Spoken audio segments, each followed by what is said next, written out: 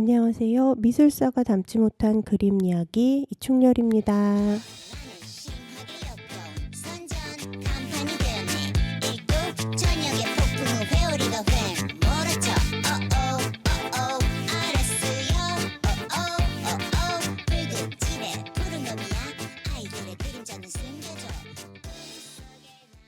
안녕하세요. 미술사가 담지 못한 그림 이야기 84번째 시간이 되었습니다.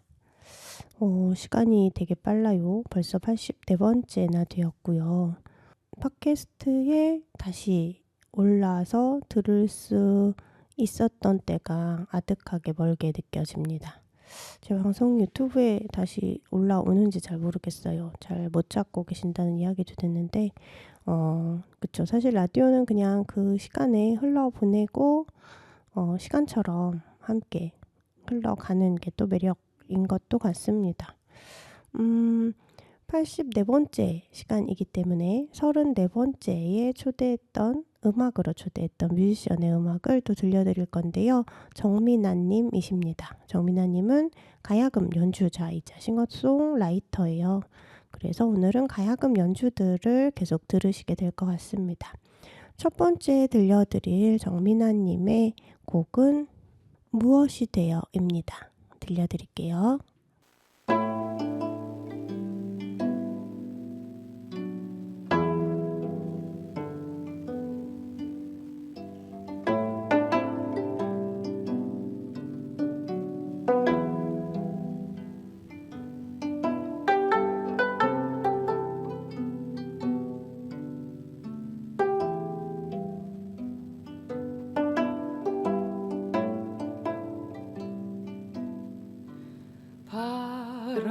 바람이 되어 만날까 구름 되어 만날까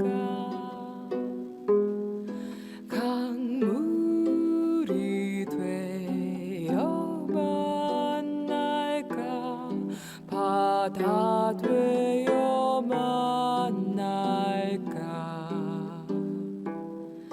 그대가 무엇이 되었어도 그 무엇이 되었어도 난 그대 가까이 있는 무엇이 되고 싶네.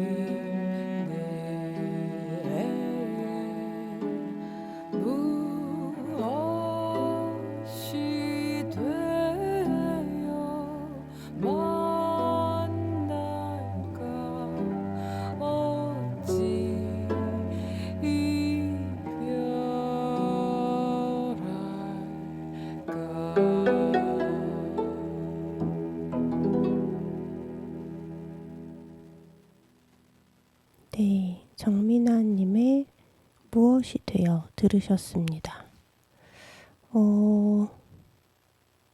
그쵸. 이런 음악을 들으면 그냥 아무 생각 없이 이런 음악만 들으면서 잊고 싶은 느낌이 드는데요. 현대에 너무 빠르게 정신없이 살다가 음악이 주는 위로, 힘을 받는 순간인 것 같습니다. 오늘은 낭만적인 사랑 이야기를 그린 그림들을 보려고 합니다. 미술 사회관계 된 이야기라기보다 그림들을 매개로 낭만적 사랑이 대체 무언가, 왜 그렇게 아직까지도 21세기에도 낭만적 사랑을 당연하게 욕망하고 그쵸. 낭만적 사랑을 해야 한다고 생각하는 걸까? 이 낭만은 무엇일까에 대해 그림을 통해 이야기를 해보려고 합니다. 이런 이야기를 해야지 생각하게 된 건 얼마 전에 만났던 친구, 청년인 친구의 공연 이야기로 시작됐는데요. 고전이라고 할 수 있는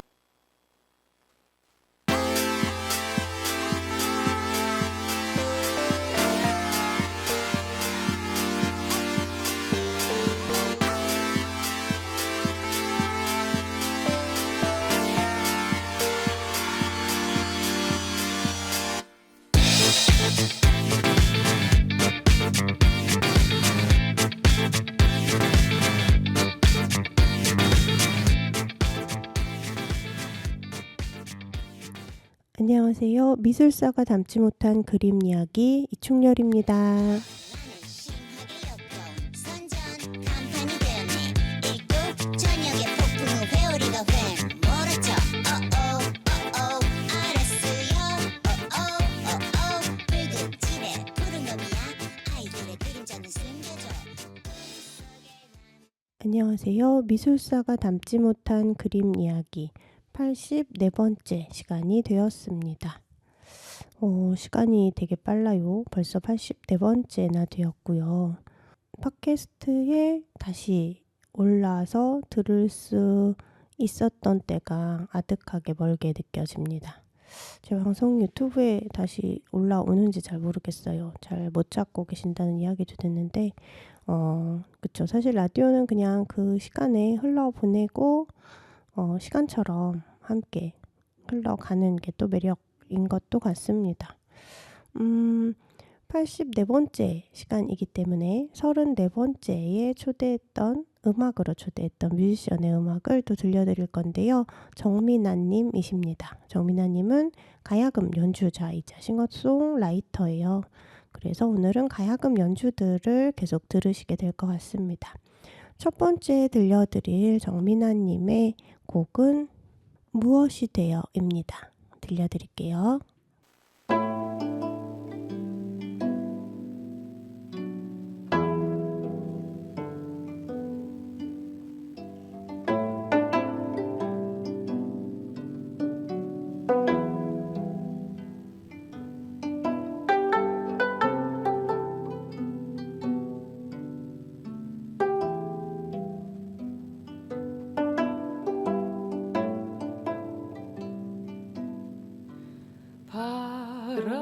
바람이 되어 만날까 구름 되어 만날까 강물이 되어 만날까 바다 되어 만날까 그대가 무엇이 되었어도 그 무엇이 되었어도 난 그대 가까이 있는 무엇이 되고 싶네.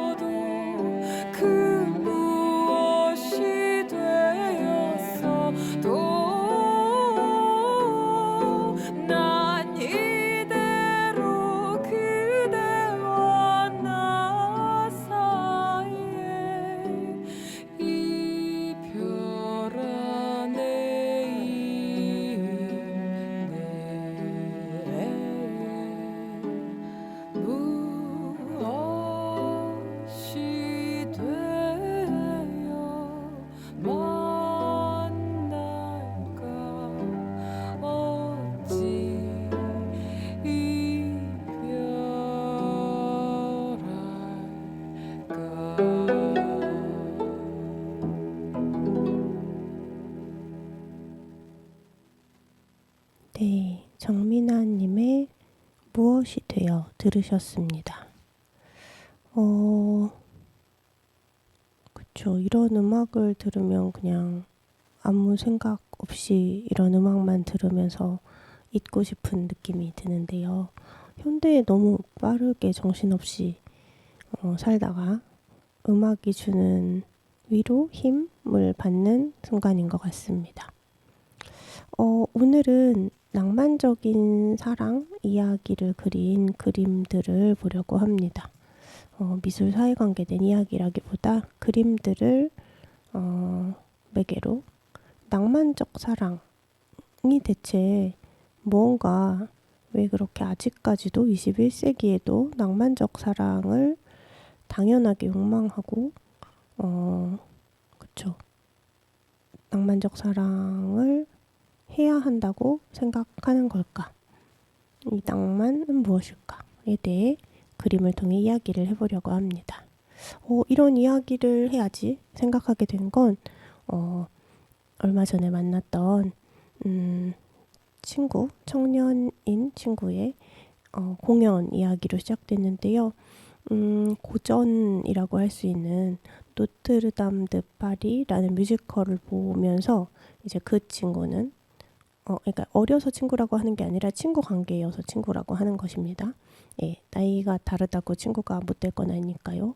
어쨌든 그 친구는 그 유명한 소설가 빅토르 위고가 저렇게 막장을 왜 썼을까 이렇게 이야기를 하는 거예요.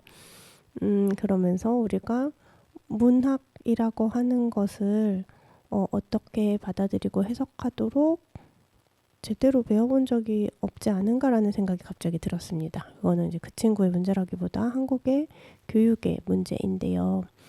그렇죠. 사실은 고전들이 다 지금 현대의 시선으로 생각했을 때 엄청나게 막장이 많은데 막장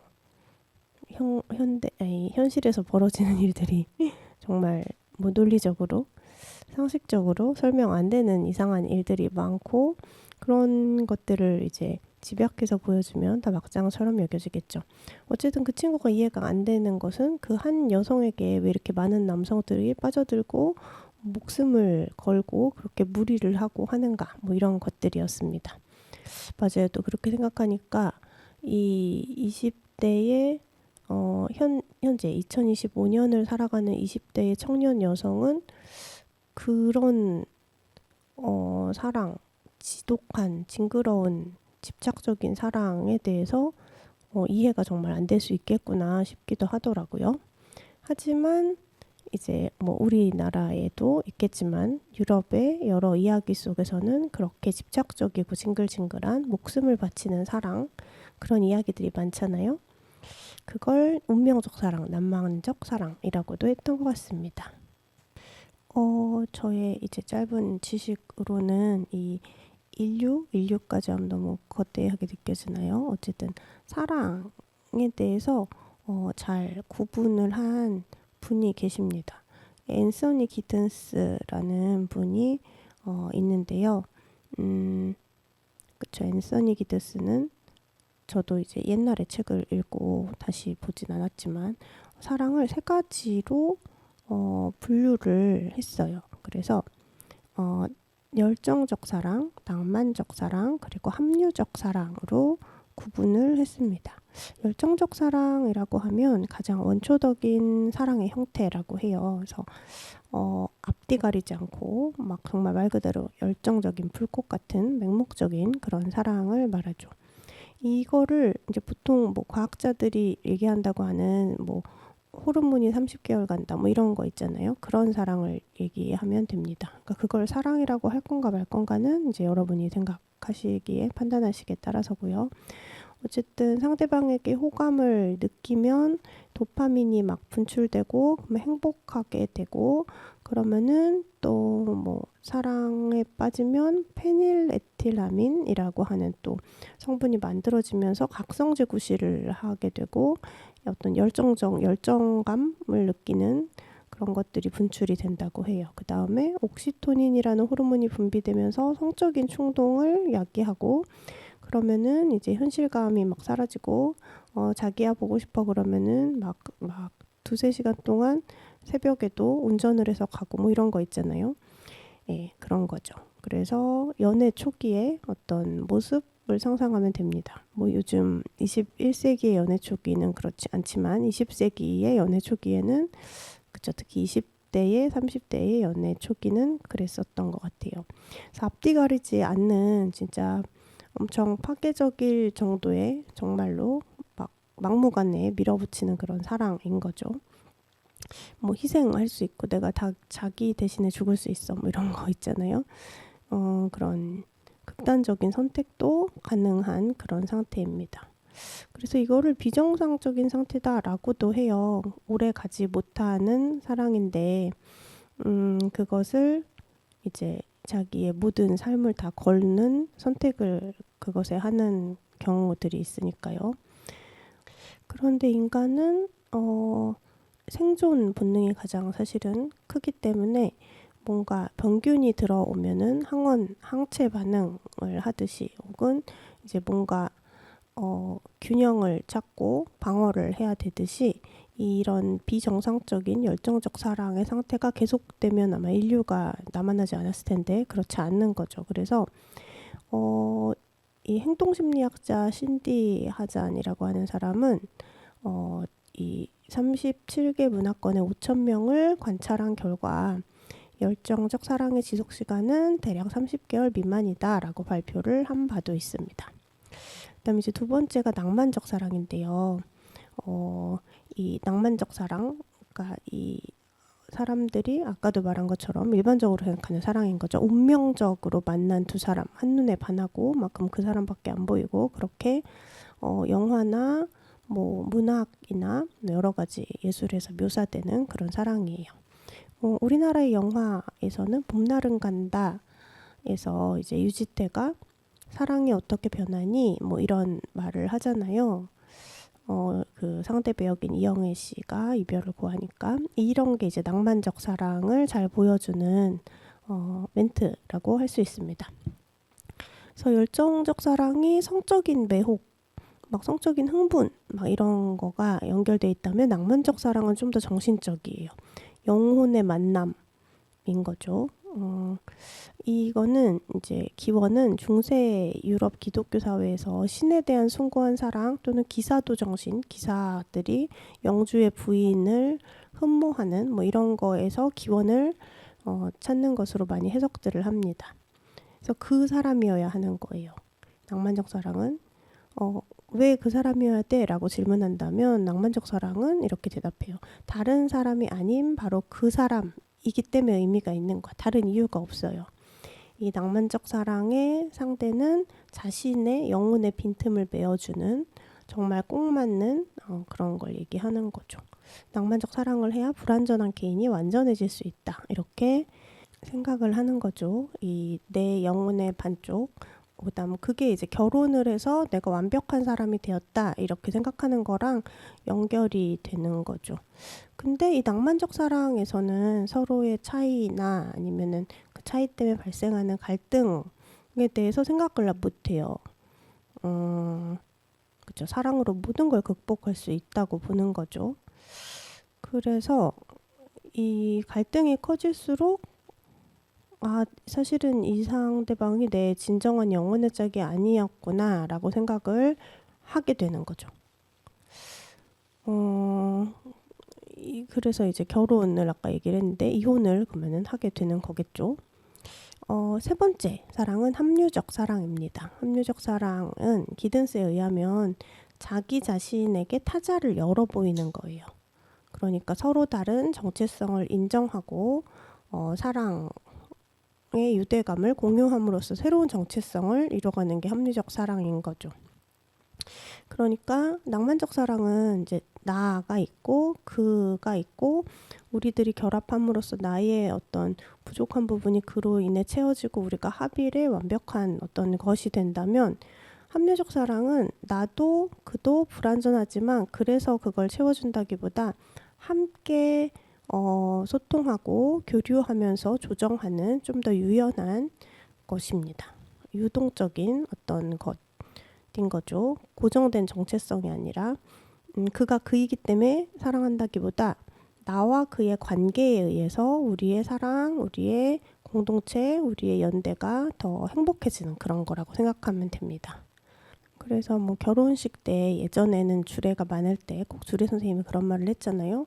검은 머리가 팥불이 될수록 둘이 하나가 되어서 뭐 어쩌고 저쩌고. 그래서 내가 곧 너고 너가 곧 나고 니께 내 거고 내께 니 거고 뭐 이런 통일적인 합일적인 그런 게 낭만적 사랑이라면 이제 합리적 사랑은 나는 나고 너는 너고 하지만 우리가 함께 함으로써 관계를 가지고 함께 교류함으로써 이 만들어가는 관계, 유동체, 현재 진행형의 상태가 중요한 거라고 생각하실 수 있습니다. 그러면 꼭 우리를 한 묶음으로 제도에 의해서 꽁꽁 묶어놓지 않아도 되잖아요. 합리적 사랑의 상태 단계라면 사실 이제 이런 결혼식의 제도나 뭐 이런 거를 꼭 통과할 필요가 없는 거죠. 1대1일 필요가 없을 수도 있어요. 네. 함께하는 것이 행복하지 않다면 자연스럽게 서로의 행복을 빌어주고 다른 관계로 돌아갈 수 있습니다. 하지만 한국에는 아직도 낭만적 사랑을 기본으로 하죠. 열정적 사랑은 너무 위험해진 것 같아요. 예전에는 모르겠어요. 열정적 사랑으로 시작해서 낭만적 사랑으로 넘어가서 결혼을 하고 뭐 그다음에 이혼을 하고 뭐 이런 거를 기본으로 생각하기도 하는 것 같고요. 어쨌든 그림 이야기를 하겠다고 했는데 이제 사랑의 종류만 이야기를 하고 먼저 음악을 들을 시간이 되었네요. 예, 정민아님의 작고 작게 들으신 다음에 그림을 한번 보도록 할게요. 들려드릴게요. 작고 작게입니다. 길가의 풀처럼 작고 작게 나름의 쓸모대로 그 정도로만 햇살 한 줌 바람 한 겹 느끼며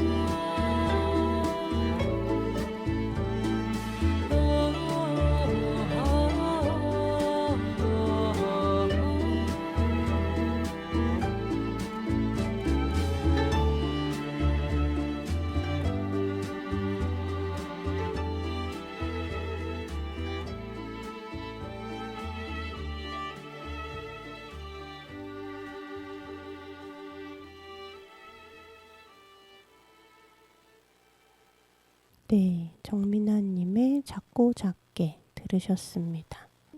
낭만적 사랑을 잘 보여주는 그림이 뭐가 있을까 찾다가 발견한 게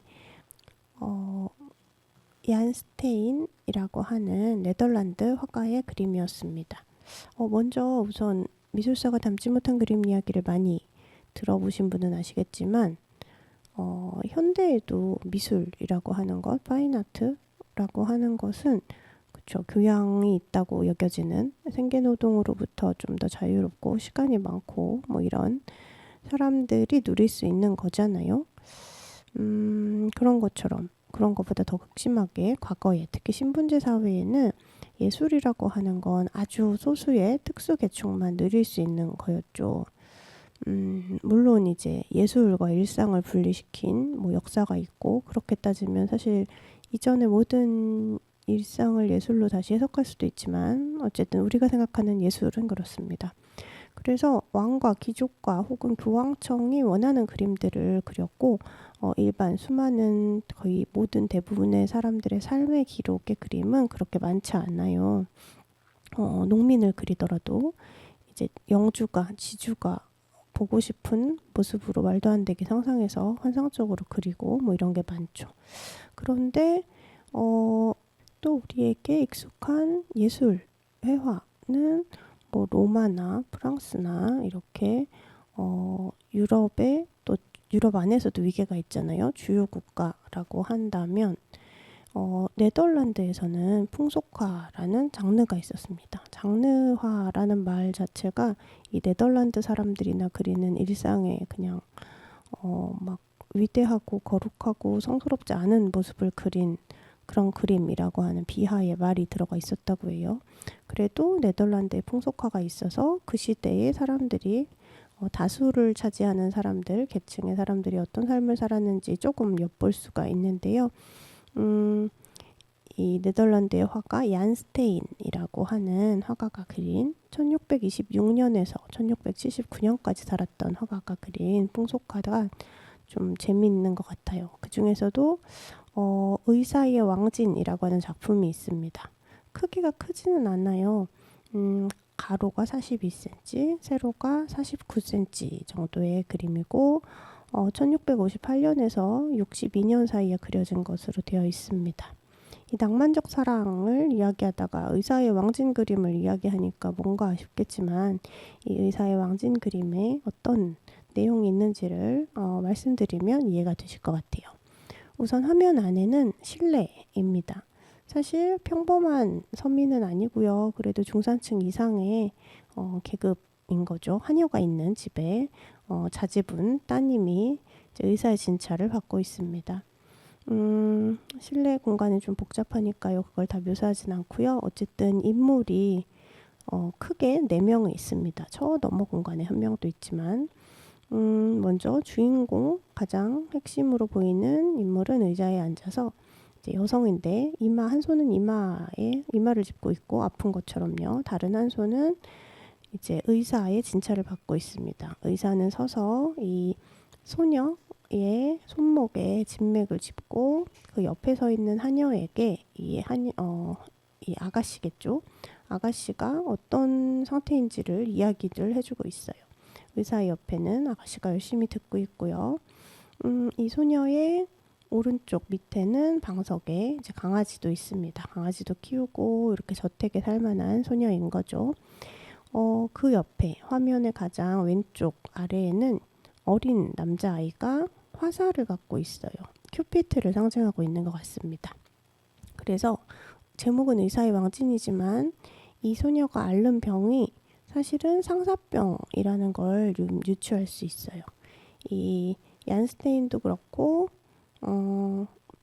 베르메르라고 하는 화가도 이제 풍속화를 많이 그렸는데 조금 재미있게 풍자적으로 혹은 희화화해서 그리는 경우가 많죠.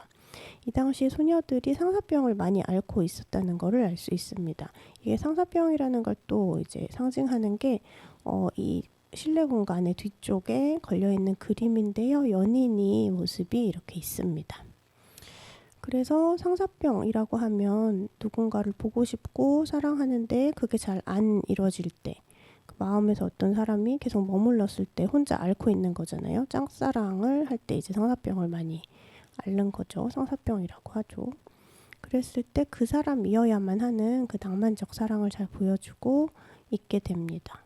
근데 사실 이럴 때 이 상사병을 여성이 앓을 때는 이렇게 몸의 신체 증상으로 나타났다면 권력을 가진 남성이 상사병을 앓지는 않겠죠.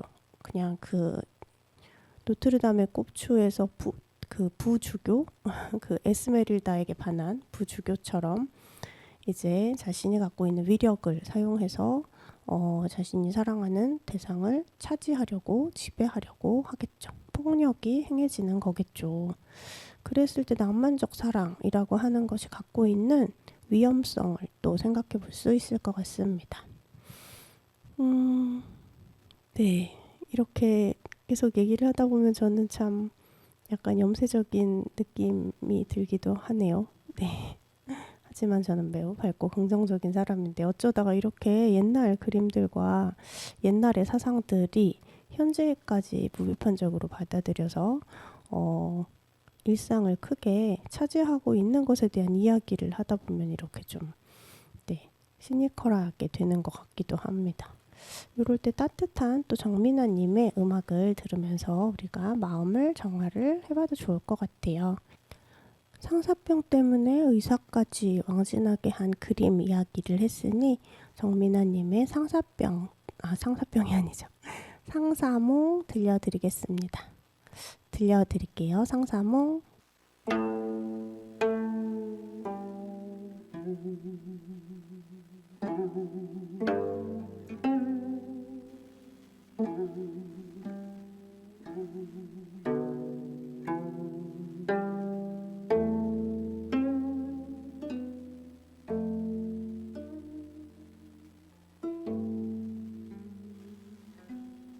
그리워라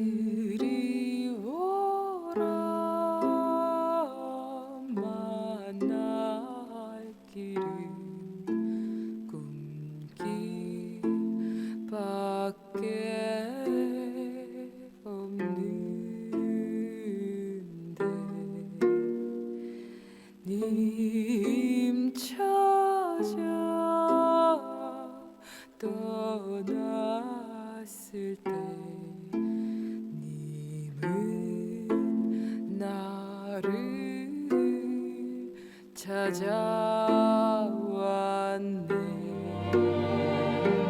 바라거니 멀고 아득한 다른 날 밤 꿈에는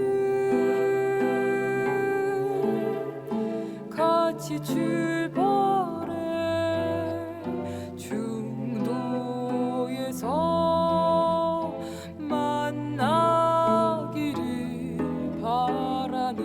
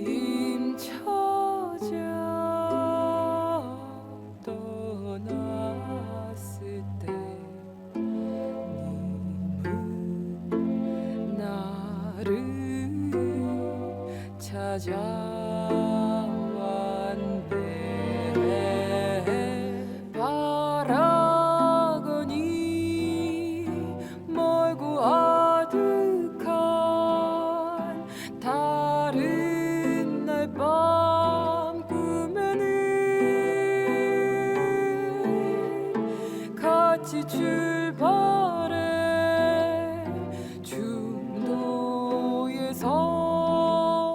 만나기를 바라네 바라거니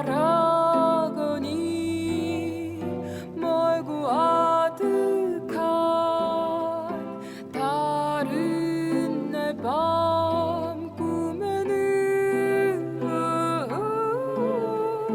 같이 출발해 중도에서 만나기를 바라네 바라거니 멀고 아득한 다른 날 밤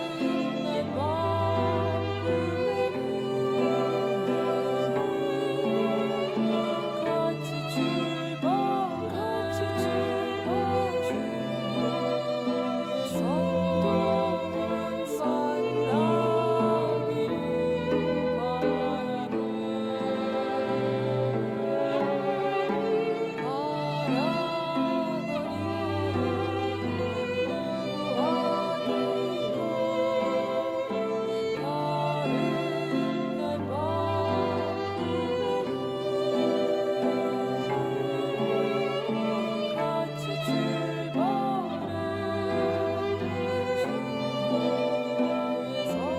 만나기를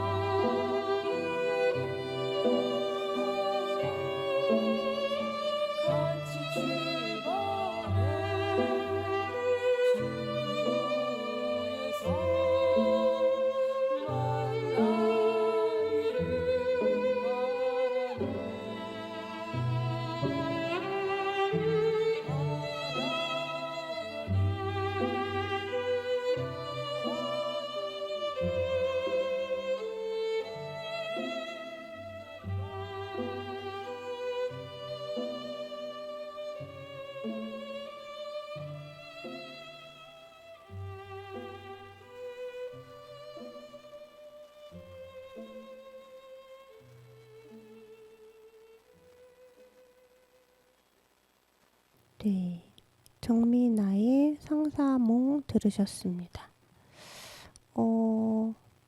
낭만적 사랑 이야기를 하고 있는데요. 이 낭만적 사랑은 그쵸, 아까 앤서니 기든스의 사랑에 대한 뭐 분류도 이야기했지만, 근데 이게 무슨 어떤 사랑의 시대, 어떤 사랑의 시기로 딱딱 넘어가는 게 아니라 어떤 맥락과 변형이 있는 건데요.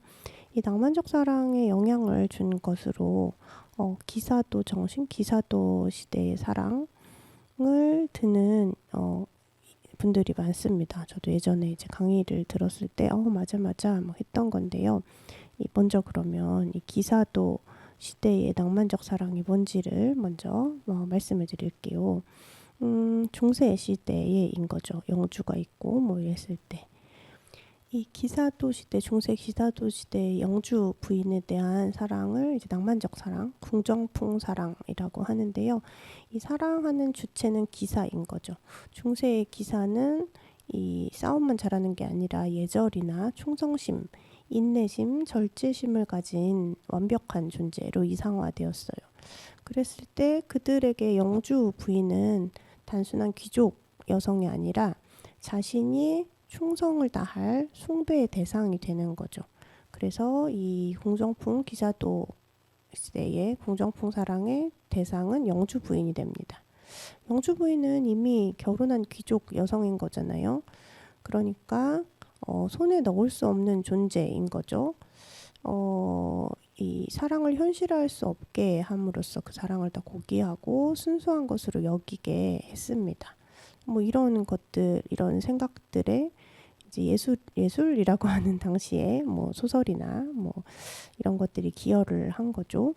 그래서 이 공정풍 사랑의 핵심 특징은 비밀스러운 거예요. 영주에게 들키면 안 돼요. 이 신비스러움과 긴장감을 가지고 도달 불가능한 게 또 중요합니다. 성취되지 않기 때문에 끝없이 갈구하는 거죠. 그리고 이 기사는 사실 싸움, 물리력으로는 영주를 이길 수 있겠지만 자신의 마음을 수양하면서 그쵸, 인내를 하면서 이 영주 부인을 차지하지 않음으로써 완벽하게 섬길 수 있는 어떤 자기 개발이라고도 해석을 합니다. 그리고 성애적이지만 비육체적이에요. 예, 실제로 그쵸, 접촉을 하면 안 된단 말이에요. 영적이고 감정적이고 그래서 더 숭고하고 순수한 그런 거죠. 그래서 이러한 것들을 찬양하는 문학 작품들이 막 있습니다. 그런데 이러한 기사도 정신들을 그래서 아름답다라고 여겨가지고 그림으로 많이 그려졌어요. 에드먼드 레이튼이라고 하는 작가가 1900년에 그린 그림을 보면 갓 스피드여서 이걸 어떻게 해석해야 되나요? 신의 속도인가요? 어쨌든 그림의 내용은 그렇습니다. 백마를 타고 이제 전장으로 나가려는 갑옷을 입고 있는 기사에게 하얀 순백의 아름다운 수가 놓여 있는 드레스를 입은 영주의 부인이겠죠? 레이디가 팔에 빨간 끈을 묶어주고 있는 장면이에요. 이게 전쟁에 나가는 기사들에게 이제 축복을 내리는 그런 모습을 빨간 리본으로, 그러니까 축복을 내릴 때 뭐 이렇게 했다고 합니다. 이 그림은 이 에드먼드 레이튼이 기사도를 주제로 여러 그림을 그렸는데 그 중에 첫 번째 그린 작품이고 왕립예술 아카데미에 전시되었던, 그러니까 그 당시에 또 이렇게 인정받는 인기가 있었던 그런 그림인 거죠. 그쵸. 그림 얘기를 하나씩 껴서 하려니까 그쵸. 또 딱히 기사도의 이 기사도 사랑, 낭만적 사랑을 그린 그림이라고 찾으면은 뭐 나오긴 하지만 사실 장면이 되게 비슷합니다. 갑옷을 입은 기사와 긴 머리를 한 치렁치렁한 드레스를 입은 아름다운, 혼자서 아무것도 할 수 없을 것 같은 그런 이상화된 귀족 부인이 함께 있는 뭐 그런 모습들인 거죠. 이런 공정풍의 낭만적 로맨스가 이제 오늘날에 영향을 미쳤다는 게 저는 좀 흥미로워요. 이거 되게 중세시대에 있던 어떤 이데올로기인데 이것들이 어떻게 영향을 미쳤냐. 사랑이라고 하는 거를 이상화시킵니다. 무슨 말이냐면 중세에는 사랑이라고 하는 감정은 되게 부차적인 거였어요. 그러니까 유럽에서 중세 이전, 뭐 중세까지는 결혼은 이제 정치나 경제적인 목적이었고, 그러니까 뭐 귀족 같은 이들에겐 정치적인 목적이겠지만 대부분의 그냥 살아가는 사람들은 경제적인 목적인 거죠. 그리고 결혼이라는 걸 안 하는 사람도 많았고, 그리고 감정은 결혼과 상관이 없었어요. 그런데 이 기사도의 로맨스 공정풍 사랑이라고 하는 것이 형성되면서 사랑 자체가 사람을 고귀하게 만든다라고 하는 생각이 생겼어요. 그러면서 이제 오늘날의 로맨스도 아까 말씀드린 것처럼 누군가를 사랑하면 내가 더 나은 사람이 되고 진정한 나를 발견하고 뭐 이렇게 되는 거죠.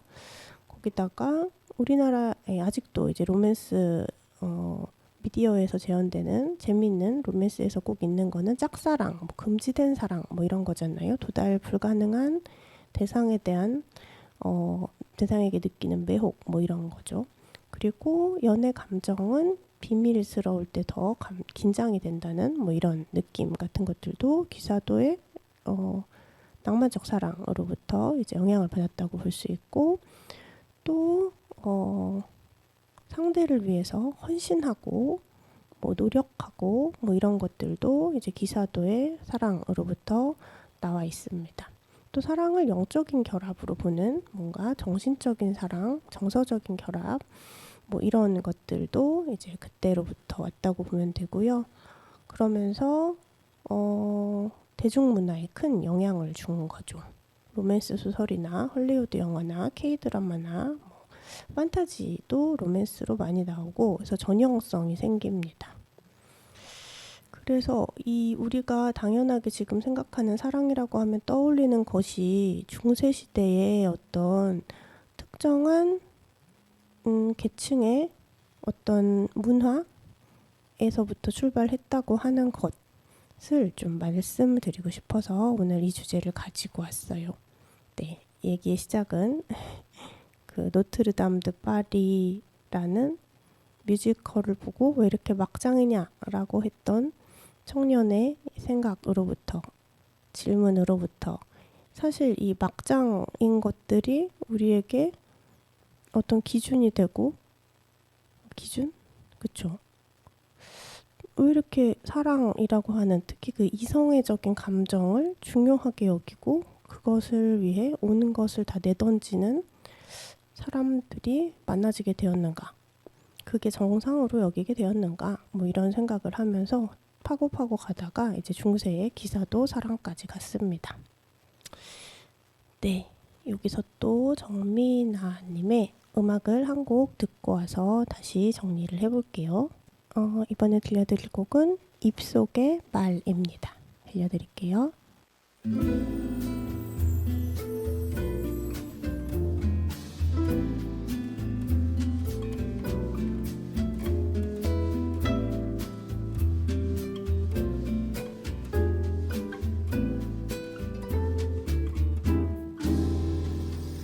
밤에 바라본 새까만 창에 담담한 강물이 흐르고 있길 어둠 너머에 작은 다리 건너 초라한 오두막 나를 기다리고 있길 아침이 오면 알게 될 그곳에 폐허의 벌판이 있었을 뿐 긴 밤을 헤매인 길의 끝에는 녹슨 새의 울음만이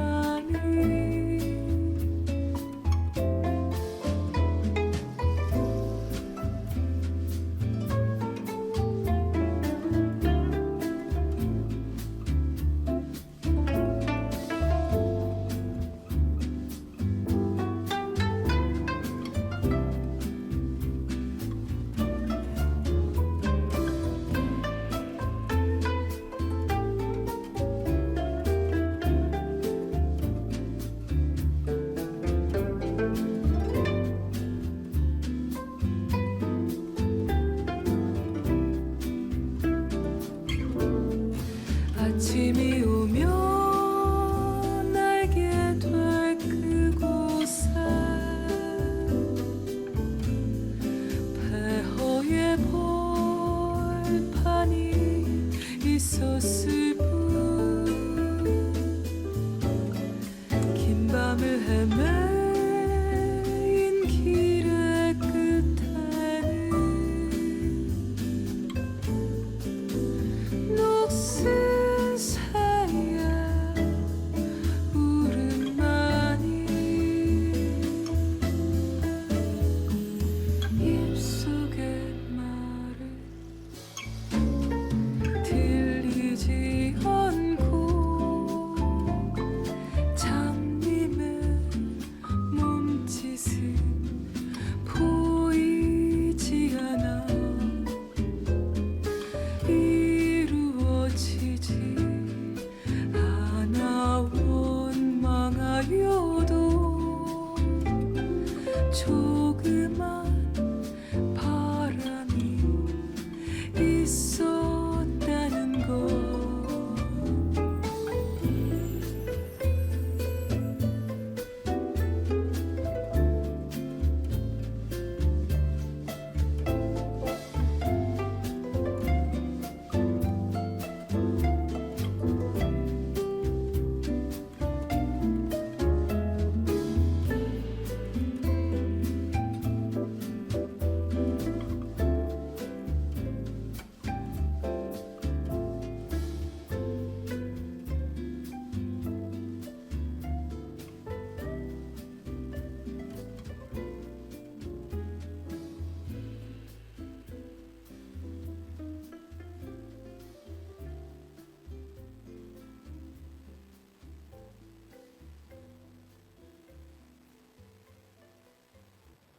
네, 정민아님의 입속의 말 들으셨습니다.